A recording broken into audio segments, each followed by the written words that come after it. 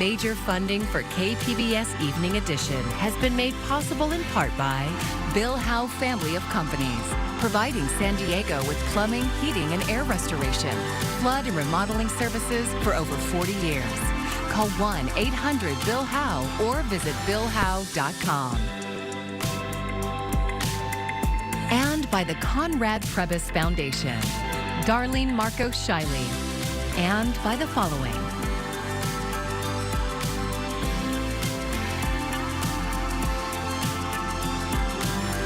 And by viewers like you. Thank you.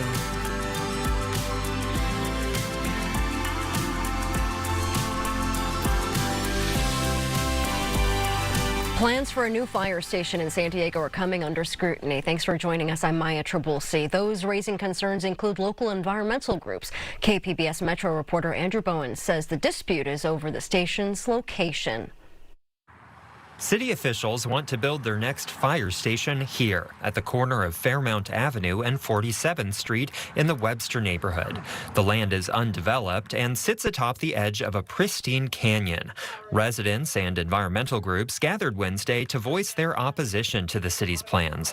They say the neighborhood needs a new fire station, but it belongs on land that's already developed and easier to build on. We think if they analyze other sites, this one will die and a cheaper, better alternative will prevail.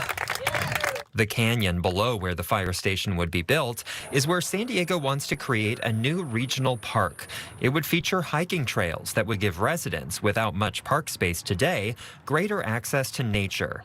Savannah Stallings with San Diego Audubon says the canyon is home to multiple endangered species that would be disturbed by the noise and light pollution that would come from a fire station. By replacing the canyon with impervious surfaces, we're also increasing flood risks, which is a particular concern for the site due to the flooding that happened in January and displaced over 200 residents from the Mountain View area.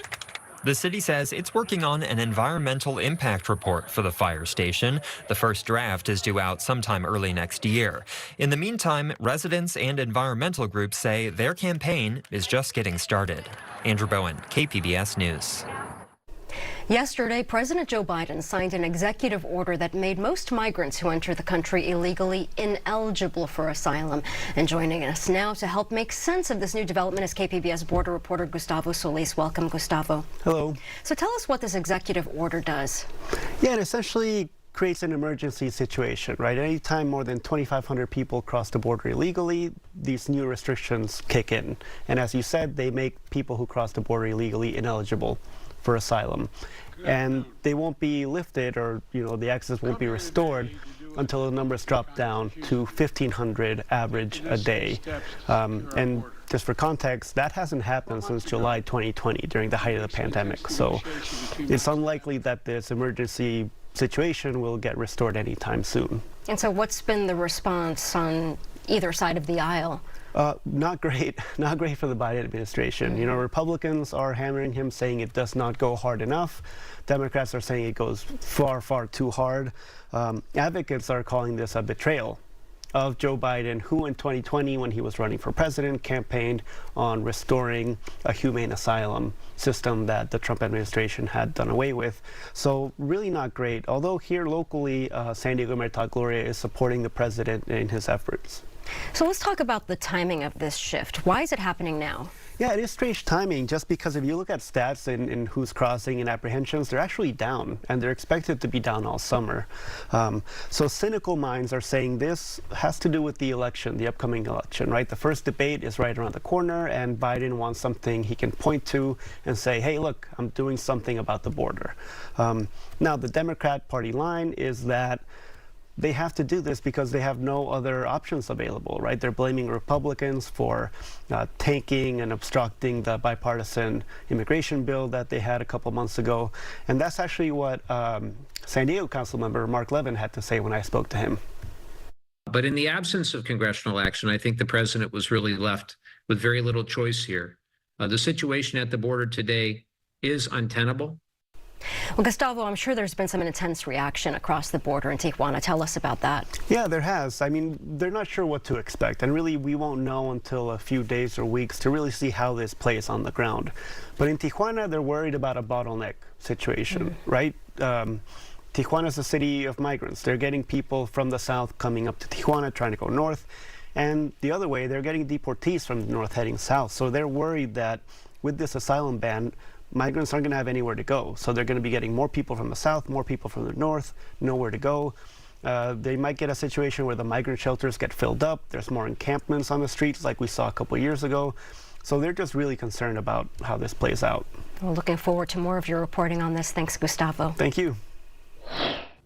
Well, for tonight, we're dropping down to a low of 62, not too shabby, though we are still hanging on to those low clouds near the coast. That, of course, can cause some travel problems late and then early in the day, so heads up if you're going to be traveling in those areas. But a little bit further east, inland areas are heating up. We'll tell you how hot these areas are going to get over these next few days. Some low-income seniors who had been living in a hotel for the past year are finally moving back into their homes at Cathedral Plaza, built in the 70s. The building, which has been owned by Catholic Charities Diocese of San Diego for 50 years, got a much-needed refurbishment. The RAD group upgraded flooring, walls, appliances, electric, and plumbing for 225 units, each occupied by a low-income senior.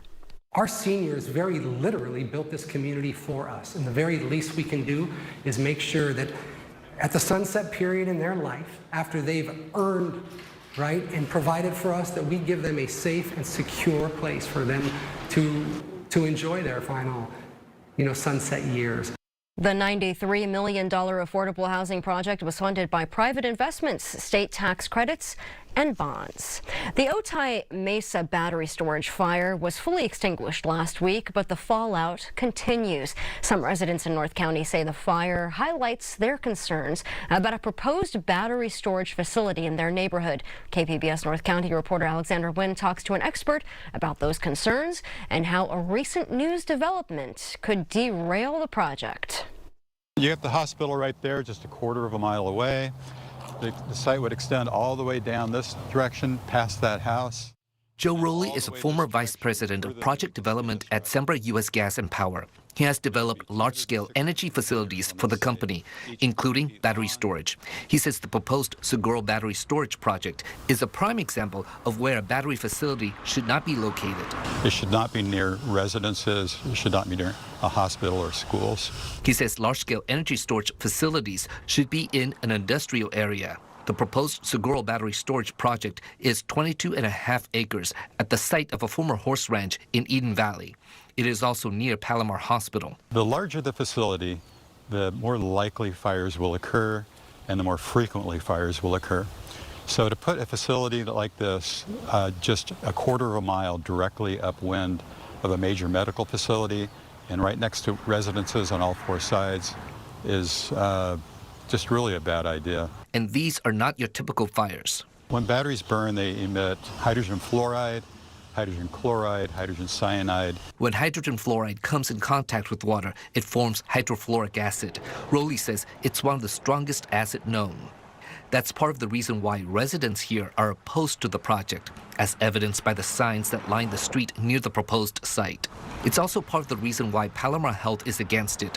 The hospital district recently announced it would not approve an easement for the project. Right there is the proposed Seguro site, and it's only 1,600 feet from the hospital. As you can see, we're upwind from the site. This means the toxic fumes would flow up to the 332-bed Palomar Medical Center Escondido. I know that there's only two ways that the hospital district can kind of respond to an emergency.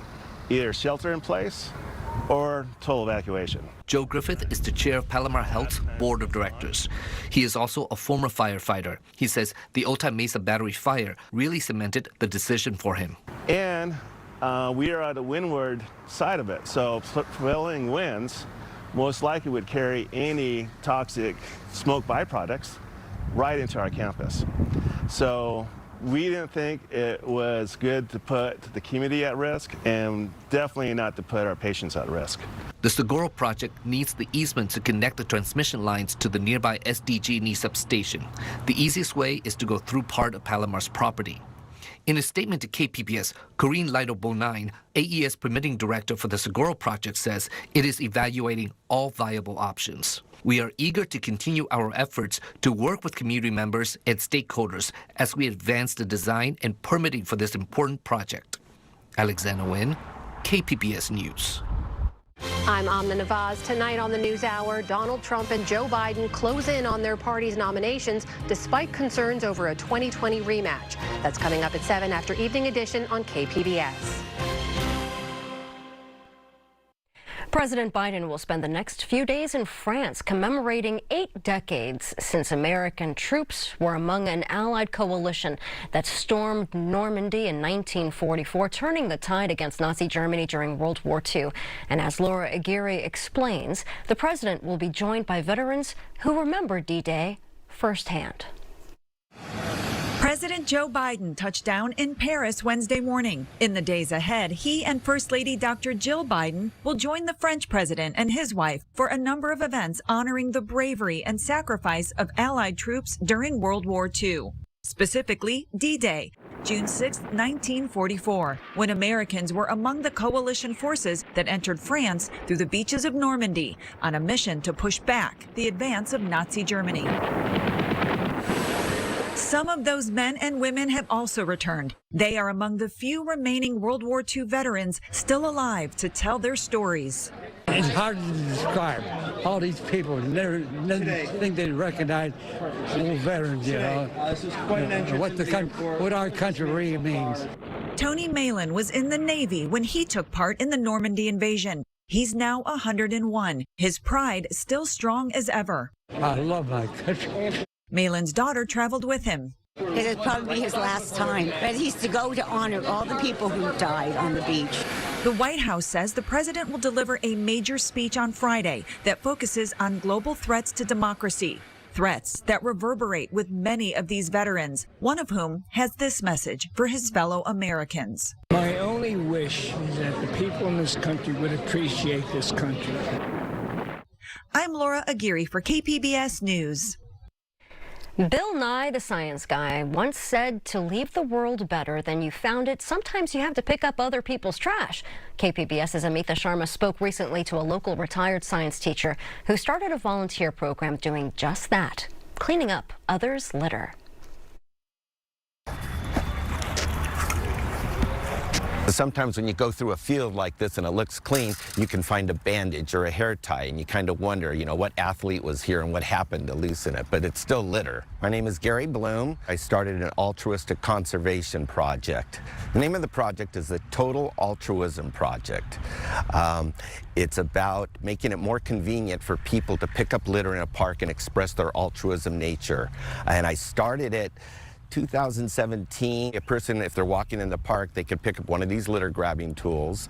They can pick up litter and put it in the net. When they come to a trash can, they can deposit it. The idea for the Total Altruism Project came after 23 years of an issue I was trying to deal within myself. The issue in my life is much the same that everyone deals with. It could be substance abuse, it could be a relationship situation, abusive relationship, it could be just weight loss or health issues, just things that weigh on your mind all the time. In this case, it was an issue I had with my parents, okay? And I had a close relationship, and it just dragged me down for 23 years until I had to clear everything out. So, but like I said, it's an issue that everyone has in their life, a big problem that they have and have to overcome. And I followed a process, and I overcame it, and within like a day or so, this idea came to me, and because I was looking at gratitude, and everything happens for a reason, and following my heart, that's what I did, and there has not been one barrier on this whole project. Doors open. I mean, it's not easy to get involved in a park, right, to get into it, but that was just so easy to do. It just works out. I was walking in the park one day with my dog. I picked up a piece of litter, and when I went to throw it away, somebody thanked me for it. And that's when I thought to myself, wow, made me feel good, made them feel good, made me even feel better. How can I replicate that so that more people could feel good? The Total Altruism Project Station is a city-regulated type of a sign. It has, you know, their conditions with slats in it. And then I hang up these litter grabbing tools in the slats. I usually have about 4 per station to allow other people who are walking through the park to hang them up on the extra ones. And people just walk around with these things and hang it up when they're done, and they're usually very close to a trash can to make it very easy to do. What I'm hoping for when somebody walks by this sign is they'll stop and read it and they'll try it out. And that makes me feel so good because I've seen it. I have these grabbers right now in 4 city parks in this neighborhood here. And I have permission to put them in many more parks. There are some people who might have that attitude that it's not my trash, I'm not going to pick it up. But in a community, most of the people have their heart in the right place. What also feels great is hearing people on like Nextdoor talk about it and say, did you see what's going on in the park with these litter grabbing tools? And so it's spreading word of mouth. What I was really hoping to accomplish from the Total Altruism Project is for people to realize that an individual person can really make an impact on the world by following their heart and doing good things. And the smallest act of kindness, picking up a piece of litter, is having a ripple effect. My goal is to have it spread throughout the world for any area that needs it. As the first full week of meteorological summer kicks off, a heat dome is bringing triple-digit temperatures to several Southwest states. Heat advisories have been issued for millions of Americans. Jen Sullivan has details on how long this will last. A sizzling start to meteorological summer. In parts of the Southwest, temperatures are soaring into the triple digits. More than 17 million Americans in California, Nevada, Utah, and Arizona are under excessive heat warnings through the end of the week. Palm Springs, California, and Phoenix, Arizona could see temperatures near 112 degrees.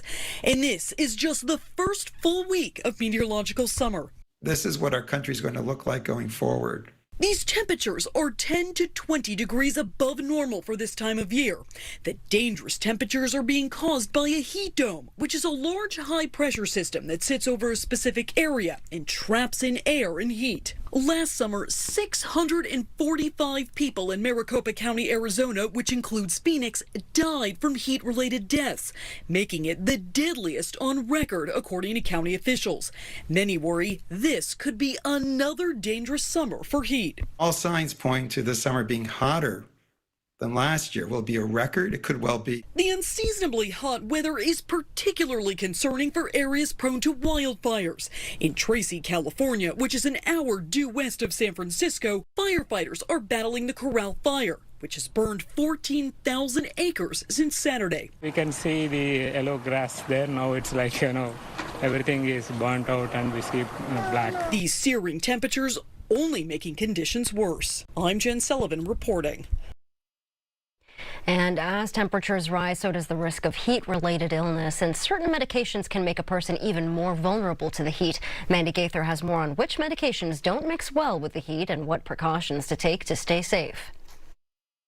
High temperatures, heat, and humidity can all affect the body, but some medications can pose an added danger. Medications that decrease the body's ability to shunt blood out to the skin and then sweat off that fluid to help release a lot of that heat.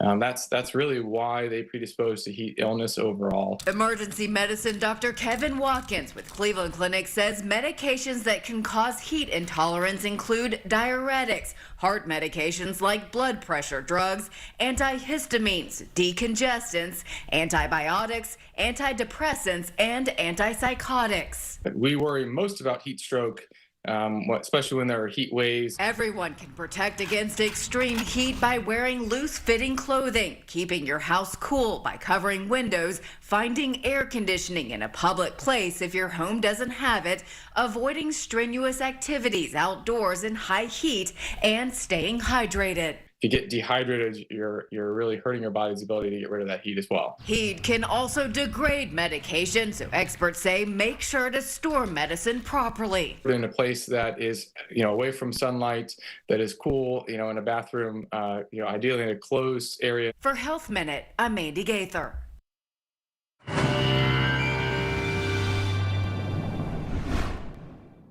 Well, I want to start you off with your weather headlines as we head throughout the rest of the week. We do have excessive heat warnings through the deserts. That means this heat is dangerous, life-threatening. Please make sure you are taking care of yourself in this extreme heat. Now, that heat peaks Wednesday and Thursday across the region. The coastal areas remain cooler. We'll have those low clouds, the marine layer keeping things on the more comfortable side as opposed to areas further east. Now, as for tonight, Oceanside, similar story as San Diego at 62, Ramona 59, Borrego Springs 74. So at least we're dropping down at least to the 70s, catching some relief from the heat. But we still have significant warming, and this is going to last through Friday. Highs are going to be running about 10 to 20 degrees above the historical averages. So please make sure you are taking heed and taking care of yourself in the heat. Also, we have an elevated fire weather risk. So it's so dry, especially there across the Southwest and even through parts further north. Make sure, of course, that you are taking precautions. Heat advisory in effect across the Inland Empire, but excessive heat warnings up and down the deserts from Borrego Springs to Coachella Valley. Unfortunately, these last through Friday night. So we are in this for the long haul. Make sure, of course, you are staying hydrated as you do head out. We'll have plenty of sunshine. Not going to help things along Borrego Springs. You're at 109. San Diego, though, post Borrego Springs, you're at 71. So if you want to cool off, head towards the coast. Intense heat, though, Thursday afternoon. I want to bring out our AccuWeather real field temperatures again because it's going to be feeling even hotter across our deserts than what those air temperatures are actually reading. Anywhere over 100, but we're dipping into those triple-digit teens there across parts of SoCal. Now, along the coast, your 5-day outlook, temperatures really not too bad, though we are still hanging on to those low clouds. Similar story further inland, highs in the 80s, so it is still going to be warm. And overall, they don't really change too much, even heading into the weekend. Similar story, you'll start to see temperatures drop a little bit as we head into the weekend for the mountains, but really not much. Though Monday, we're in the 80s. As for the deserts, well, 109 Thursday, 108 Friday. It is going to be hot, hot, hot. Now, temperatures do come down slightly, but still going to be hot through the weekend. For KPBS News, I'm meteorologist Bree Guy. After closing dozens of stores across California, Rubio's financial woes continue. Rubio's Coastal Grill announced today that it is filing for Chapter 11 bankruptcy, citing rising costs in California. Rubio's says the state's fast food minimum wage increase was the final straw. Chapter 11 bankruptcy differs from Chapter 7, in which a business goes belly up. Our media partner, KGTV, spoke to a business law professor who explains that Chapter 11 is more like a pause. What it does right away, it creates an automatic stay, which means that the creditors can't collect on in things like debts, or they can't repossess property or engage in any kind of foreclosure. And so it puts the assets basically underneath a shell for the time being, and the creditors can't reach them. Rubio says it's also closing 48 underperforming locations in the state, including 13 stores here in San Diego. The first ever Rubio's restaurant opened on Mission Bay Drive in Pacific Beach back in 1983. Rubio's says that location, along with 86 others in California, Nevada, and Arizona, will continue normal operations. This year marks the 100-year anniversary of the Caesar salad. KPBS reporter Katie Anastas says chefs are celebrating with galas, a festival, and a book launch. This is romaine lettuce. It's a dish you can find in restaurants across the world. Romaine lettuce, crunchy croutons, and a dressing made with lemon or lime juice, anchovies, Dijon mustard, Parmesan cheese, and black pepper. And while its name might make you think of an Italian emperor, the Caesar salad has its origins in Tijuana during Prohibition. Cesar Cardini is the creator of the salad, and he came to Tijuana when the Prohibition started in the United States in 1924. He came with his brother and opened Caesar's restaurant, and that's where they created this wonderful recipe. Chef Javier Plasencia and his family now run that restaurant. He says they make 2,500 salads a week and that it's best eaten with your hands. Chefs from around the region are joining Plasencia to celebrate the salad in Tijuana next month.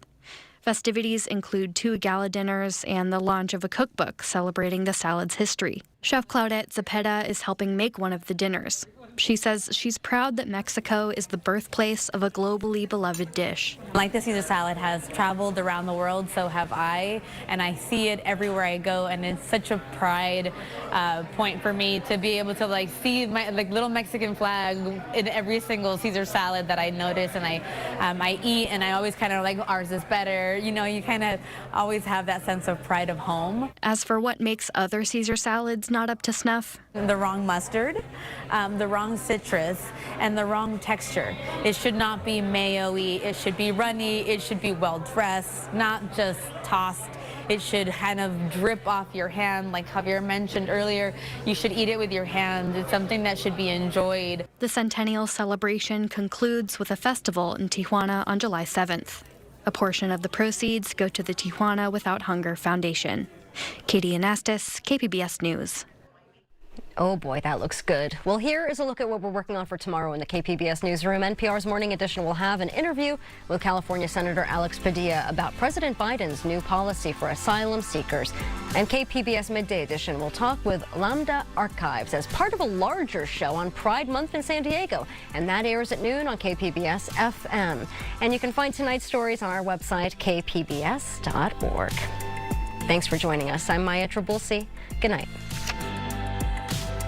Major funding for KPBS Evening Edition has been made possible in part by Bill Howe Family of Companies, providing San Diego with plumbing, heating, and air restoration, flood and remodeling services for over 40 years. Call 1-800-BILL-HOWE or visit billhowe.com. And by the Conrad Prebys Foundation, Darlene Marcos Shiley, and by the following.